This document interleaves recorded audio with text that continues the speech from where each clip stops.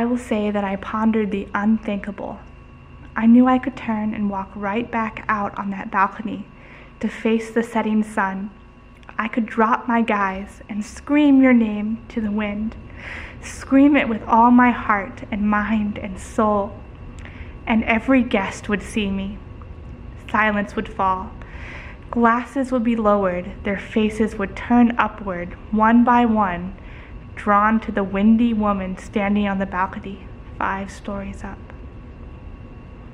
Perhaps your grandfather would try and pull you away. Perhaps people would start to run. I wouldn't know, because my eyes would only be on you. My gaze would never leave your face until I hit the ground, until death took me. Shortly after the fall, after I died, you would remember, and I knew you would weep then. But my death would also claim the life of your grandfather, because right now all our magic was entangled as your life sustained him.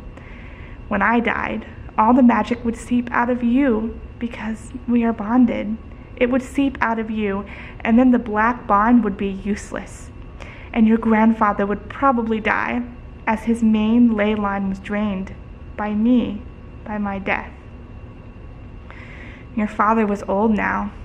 There was no way just his ame could support rain. And you would be left with your memories to live a life without me and without magic. I don't know if that would be better or worse. The balcony was just beyond my reach. My thoughts made my heart race, the sound of it drowning out whatever it was your sister was saying, whatever meaningless words she was mouthing in her attempt to make sense of the situation. In the end, I couldn't do it. You must know that, since I'm writing all this down. I still thought that maybe we could be together. Maybe there was some way to break your grandfather's spell without killing myself. I knew there wasn't much time.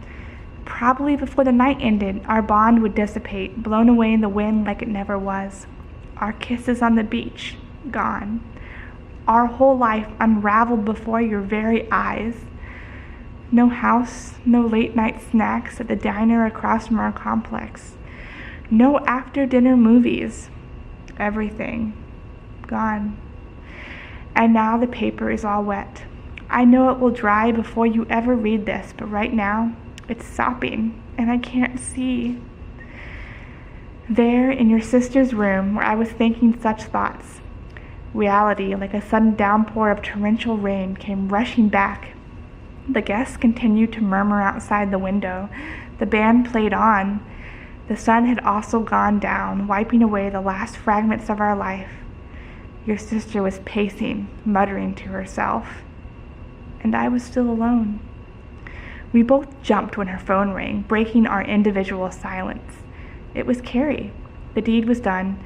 The henchmen had let loose the bottled spell around our house. They had removed Ames' belongings from our house. May passed the phone to me. The implanted memories they tried to give you put you doing 3 semesters of tutoring, she said, her voice strangely clear on the line. I tried to read everything in the spell before it slipped away, but I couldn't see it all. So she'd lost most of the backstory they wanted to give me, and the spell didn't work on her, so she couldn't retrieve it. And the henchmen hadn't even spoken to her. Yet I did have questions. Questions I couldn't voice right now in my sorrow. Questions like, how would he deal with the people who had seen Ain and I out and about? Pass it off as a fling? I realized suddenly that I hadn't talked much about my situation to any of the students I was tutoring. Had I ever told any of them I was paired? No. Thinking back now, I realized I hadn't. They may have just thought I was his girlfriend. And Ain and I hardly ever went anywhere together due to all his grandfather's restrictions. I shopped while he taught, alone. He went to all these parties by himself. None of his family knew of me besides his mom, dad, and sister. And because we were trying to save every penny, we rarely even went out to eat on the free weekends and days we had together. Another thought. Did his mother and father give Rain their blessing to strip their son's mind of me? These questions are irrelevant. Whatever he had done and however he had done it, It was done, and I needed to undo it. Or die trying. My thoughts racing, I absent-mindedly handed the phone back to May. I couldn't change what I didn't know, but what I did know, what could I do? I could leave. I could go back to our house and pack my things and get out. Out before they found out I still remembered. Or I could stay and live in our house with our memories without you. Neither of these options were appealing to me. However, staying would probably be fatal. Not to my life. I knew Rain couldn't touch that for fear of his own. But once he found out I still remembered, and he would find out if I stayed, they were worse things than death. Above all, I must protect our memories, or all hope of ever being together was lost. "What are you going to do?" asked May, pocketing her phone. "I don't know," I said. My voice sounded wan and thin. How odd. What could I do? Where could I go? Back to my old college with its familiar halls? No, I knew that place. And when I had known it, I had been with you. I couldn't go back. "Come with me," I told Mildred. "What?" she said, eyebrows raised, her foot poised to back away like I would strike her. "Come with me. Leave this place and the mind games and come with me. Help me figure out a way to free Ain." I stood, my legs finally free of the bed, and walked towards her. She paused, like she was considering it. "No, I couldn't," she said. Only a few seconds had passed. "Why not?" I felt like a dangerous thing at that moment, as if a feral part of me had awoken. No, clawed its way to the surface. "Because I know how to play the game," May said simply. "I know not to tell who my pair is." I realized then she had probably considered running away many times. Her voice lowered. "I got into college in the South, but unlike Ain, I have my parents' and grandfather's blessing to attend." She definitely didn't have a black bond, or her grandfather would let her leave. If he was even her grandfather.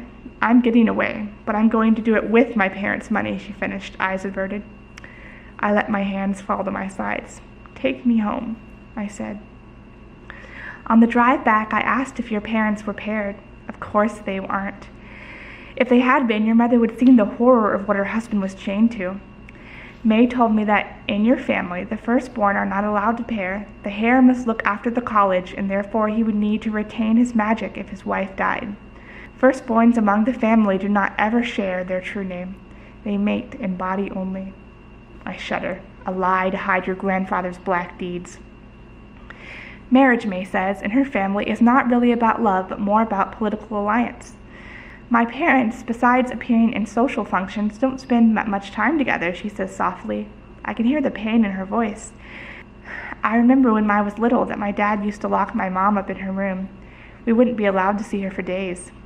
I don't know what to say to that. The silence that fills the car is both strained and calm. I want to break it, but something holds me back. We arrive at my house too soon. The guise I am wearing as Carrie was long ago discarded, and I am limp and pale. "You can still come with me, May," I plead. "I can't," May says. "And you know we can't be seen together again." I know, and I feel relief. May is only a reminder of something I no longer have. "Thank you for helping me," I say. "I was only trying to undermine my grandfather," she says. "I learned early that the best way to counter him is to work indirectly and in secrecy. I relish any small revenge against him, because everything we love he turns against us in the end." Bitter words. In truth, at last.